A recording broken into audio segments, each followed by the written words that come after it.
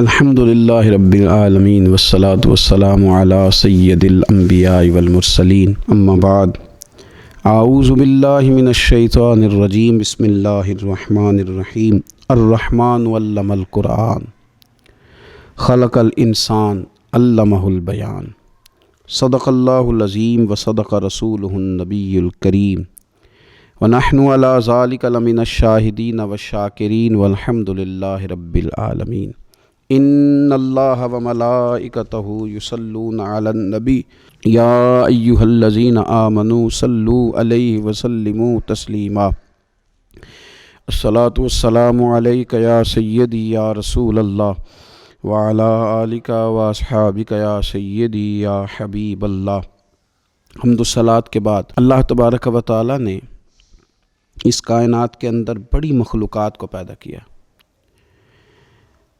اللہ تبارک و تعالیٰ نے بڑے بڑے طاقتور اور بڑے بڑے مضبوط ڈیل ڈول رکھنے والے جانور اللہ تعالیٰ نے پیدا فرمائے۔ آپ ہاتھی کو دیکھیں، کتنی اس کے اندر وسعت ہے، کتنی اس کے اندر طاقت ہے، کتنا وہ بڑا ہے۔ آپ شیر کو دیکھیں، کس قدر زیادہ اس کی دہشت ہے، کس قدر اس کا زیادہ خوف ہے، کس قدر زیادہ وہ بڑا نام رکھتا ہے۔ لیکن ان ساری چیزوں کے باوجود بڑے سے بڑا جانور، بڑے سے بڑا طاقتور جانور اپنا ما فی ضمیر نہیں کہہ سکتا، اپنے لفظوں سے کچھ ادا نہیں کر سکتا۔ اللہ تبارک و تعالیٰ نے انسان کو اشرف المخلوقات بنایا ہے، تو اس کے جو اشرف ہونے کی وجوہات ہیں اس میں سے ایک وجہ یہ ہے کہ اللہ نے اسے بولنے کی طاقت دی ہے۔ یہ بات کر سکتا ہے، اس کے دل میں جو ہے اسے بیان کر سکتا ہے۔ اور رب قرآن مجید میں فرماتا ہے الرحمن علم القرآن، فرمایا رحمان نے قرآن سکھایا، خلق الانسان، اور پھر انسان کو پیدا کیا، علمہ البیان، اور پھر اللہ تعالیٰ نے اسے بیان سکھایا، اللہ نے اسے بات کرنے کی قوت عطا فرمائی، اللہ تبارک و تعالیٰ نے اسے نطق دیا، اسے قوت گویائی دی، وہ اپنی بات کہہ سکتا ہے۔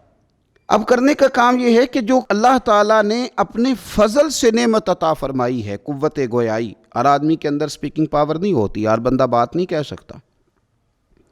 ایک تو صرف انسان کہہ سکتا ہے، اور انسانوں میں سے بھی بعض لوگ ایسے ہیں جن کے اندر زیادہ طاقت ہوتی ہے بات کرنے کی۔ اب رب تعالیٰ نے جس نعمت کو اپنے فضل سے عطا کیا ہے، اس نعمت کو اللہ تبارک و تعالیٰ کی توفیق کے مطابق انسان کو لے کے چلنا چاہیے، اور اس نعمت کا ادائے شکر یہ ہے کہ اللہ کی رضا کے لیے اسے خرچ کیا جائے، صرف کیا جائے۔ ہمارے ہاں لوگوں کو بولنا آتا ہے تو وہ آداب گفتگو ہی بھول جاتے ہیں، ان کو اسٹیج میسر آتا ہے تو ان کو محسوس ہی نہیں ہوتا کہ یہ جو جملہ تھا یہ اس جگہ مجھے کہنا چاہیے تھا کہ نہیں کہنا چاہیے تھا۔ وہ جب گفتگو شروع کرتے ہیں تو انہیں خبر ہی نہیں ہوتی کہ اس ہستی کے بارے میں مجھے یہ والے لفظ کہہ دینے چاہیے تھے کہ نہیں کہنے چاہیے تھے۔ آداب گفتگو ہی نہیں جانتے، بات کہنے کا سلیقہ ہی نہیں آتا۔ اگر اللہ نے زبان منہ میں دے دی ہے تو دے کے شترے بے مہار نہیں چھوڑا، بلکہ تمہیں کہا ہے، قرآن و سنت نے آداب بتائے، اور میرے نبی پاک صلی اللہ تعالیٰ علیہ وسلم نے تو فرمایا کہ مجھے تم اپنی زبان کی اور شرمگاہ کی گارنٹی دو، میں تمہیں جنت کی گارنٹی دیتا ہوں۔ اس کا غلط استعمال نہ کرنا اپنی زبان کا، سلیقے کے ساتھ بات کریں، آداب گفتگو ملحوظ خاطر رکھیں، آپ کا لب و لہجہ، آپ کا انداز گفتگو بڑا مہذب ہو، بڑا شستہ ہو۔ اور اگر آپ دینی ماحول میں گفتگو فرما رہے ہیں، اگر آپ دین کے معاملات میں بات کر رہے ہیں، پھر تو آپ کو اور زیادہ شستہ بات کرنی چاہیے، پھر تو آپ کا انداز اور زیادہ نکھرا ہوا ہونا چاہیے، پھر تو آپ کے جملے ایسے ہوں کہ جنہوں نے وضو کیا ہوا ہو، پھر تو آپ کا انداز تکلم اس طرح کا ہو کہ اس گفتگو سے بھی لوگ آداب سیکھ لیں، اس بات سے بھی لوگوں کو، آپ کے لہجے سے بھی لوگوں کو تبلیغ ہوتی دکھائی دے۔ بات بندہ کر ہی لیتا ہے۔ بڑا خوبصورت لفظ ہے ماں، بڑا میٹھا جملہ ہے ماں، اور یہ لفظ کہتے کہتے نا دل کو ٹھنڈک پہنچتی ہے۔ لیکن اگر کوئی اپنی ماں سے یہ کہے کہ وہ میرے باپ کی اہلیہ، ذرا میری بات سننا، تو بات تو یہ بھی درستی ہے، ماں باپ کی اہلیہ تو ہوتی ہے، اس کی وائف، اس کی بیگم تو ہوتی ہے، لیکن وہ کہتا ہے جی میں نے بات تو ٹھیک کی ہے، ابھی بات تو آپ نے ٹھیک کی ہے، لیکن یہ آداب کے مطابق نہیں ہے۔ آپ کا یہ کہہ دینا، آپ نے اگر اپنے والد صاحب کا نام لے کے پکار لیا تو آپ نے کوئی غلط نہیں کیا، آپ نے بالکل صحیح کیا۔ ان کا نام ہے، ان کے باپ نے رکھا ہے، ان کے شناختی کارڈ پہ درج ہے، ان کے پاسپورٹ پہ لکھا ہے، زمانہ اسی نام سے پکارتا ہے۔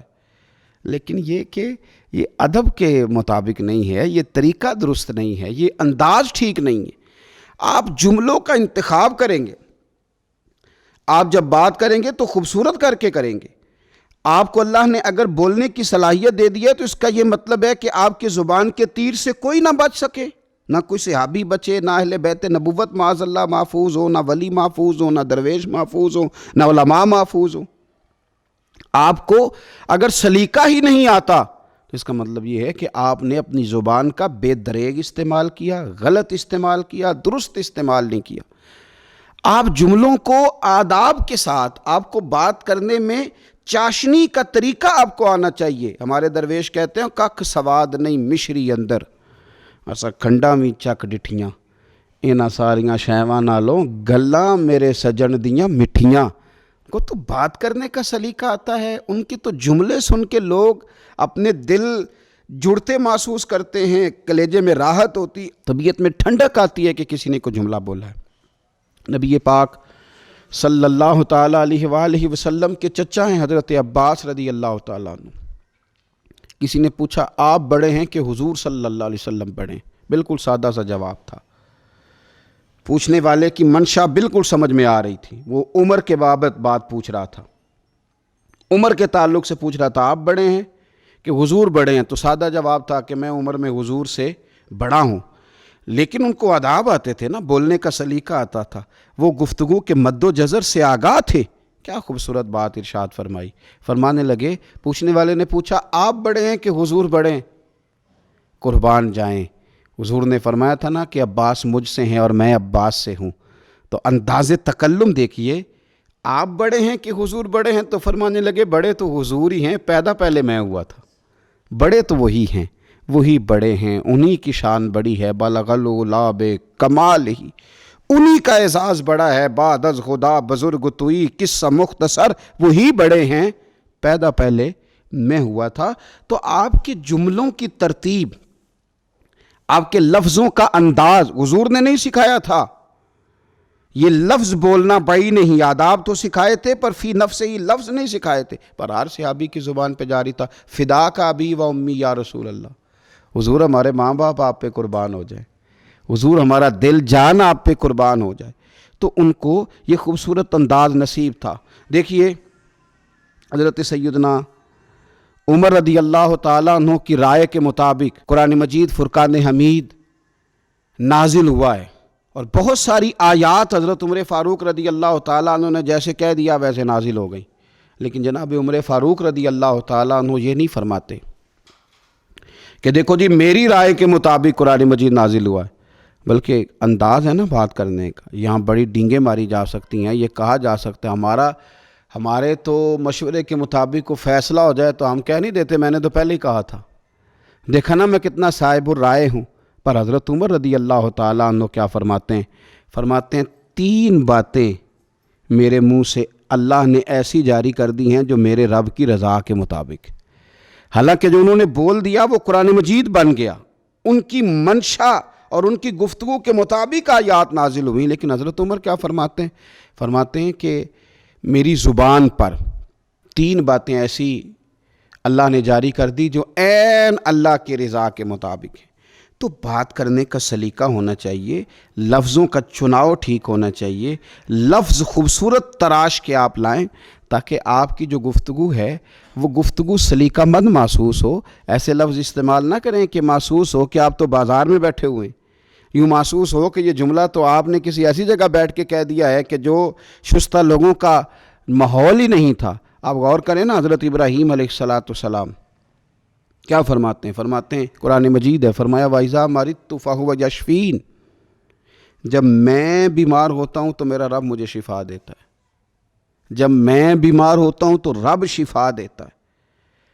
اب بات پر پھر سے توجہ کریں گے کہ بیماری بھی تو اللہ کی حکمت سے ہی آتی ہے، وہ بھی تو رب چاہے تو بندے کے پاس آتی ہے، لیکن یہ نہیں کہا رب بیمار کرتا ہے، فرمایا بیمار میں ہوتا ہوں، بیماری کی نسبت اپنی جانب کر دی اور کہا شفا مجھے میرا اللہ عطا فرماتا ہے۔ شفا کی نسبت رب تعالیٰ کی جانب ہے اور بیماری کی جو بابت ہے تو وہ اپنی جانب ہے۔ معنی کیا ہے کہ تم جب رب رسول کی نسبت کوئی جملہ ادا کرو گے تو تم نے عالی شان جملہ کہنا، عالی شان فکرہ تم نے ادا کرنا، خوبصورت بات تم نے کرنی ہے، جو بہترین لفظ ہوگا وہ تم نے ادا کرنا ہے۔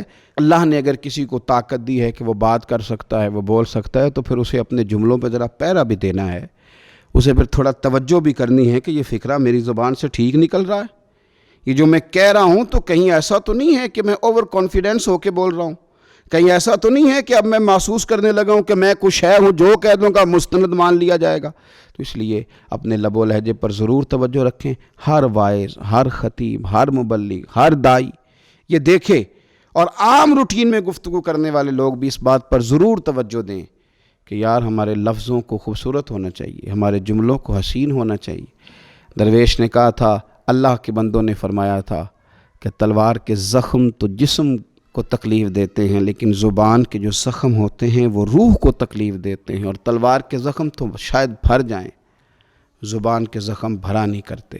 اللہ تبارک و تعالی سمجھنے کی توفیق عطا فرمائے۔ آخر دعوانا ان الحمدللہ رب العالمین۔